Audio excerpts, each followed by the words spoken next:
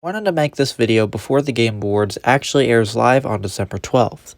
That said, there seems to be quite some controversy surrounding the show for this year, and I wanted to give my own perspective and personal message to Geoff Keighley and the team that take care of the Game Awards.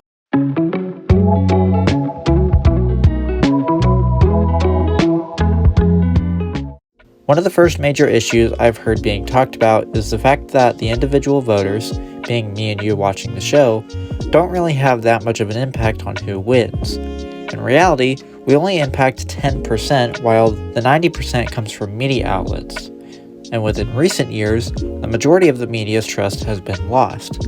Now granted, that's mainly within politics, but you could apply the same standard to gaming media outlets as well. Which brings me to my next point. Now, I'm not saying that all of the media outlets are bad. I actually have some respect for GameRanks, GameSpot, GameRant, and so on. IGN, however, has consistently been memed for being called 7GN for the amount of 7 out of 10s that they give, or the amount of bad takes that they have when rating something. Usually when IGN's ratings are bad, people will usually say something like, "Remember guys, they also gave blank a 9 out of 10. Or people call them out for their bias, and commenters will say, "How much did blank pay you to say that?" So in terms of credibility, IGN is a terrible choice. Outside of IGN, you have PC Gamer, who's been known to over-exaggerate something just for clicks on their articles, which again limits our trust towards them. Then there are the non-gaming outlets. Rolling Stone didn't start reviewing games until this year, and their votes already somehow count more than ours.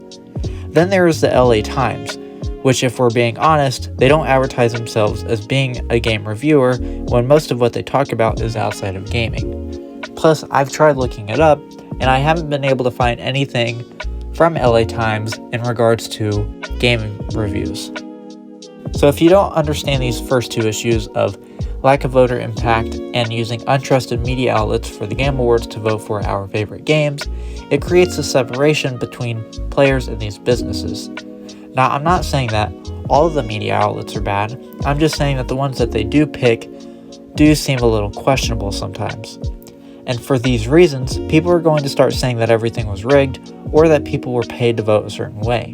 And having this type of potential controversy is not going to fit well, considering that the media outlets either praise a bad game or they criticize too negatively about a good game. Then there's the biggest controversy of it all. It's whether or not Elden Ring Shadow of the Erd Tree deserves to win Game of the Year. People who defend it will say, well, it provides enough content to be a standalone game, and they'll praise it for what it is. And while you are true, and while it is a great DLC for a great game, the fact that it's dependent on a 2022 game to even use should disqualify it from being Game of the Year. If I didn't need to buy a 2-year-old game to play it, fine, put it up there. But it's not a standalone game. It's not independent from another game.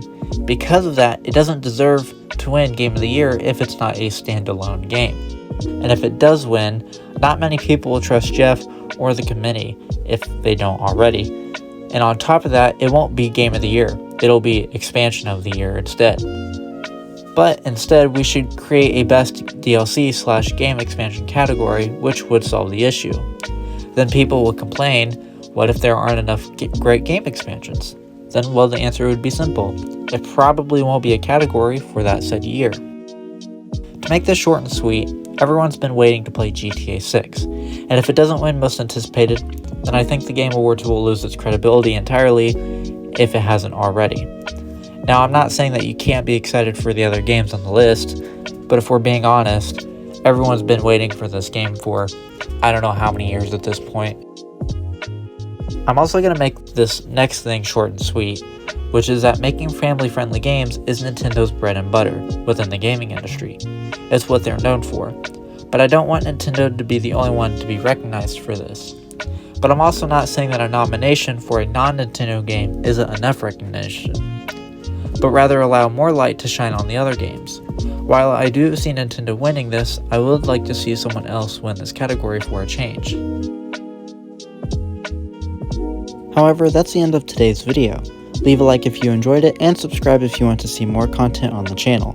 If you have any suggestions as to what you want to see on the channel, then leave a comment down below.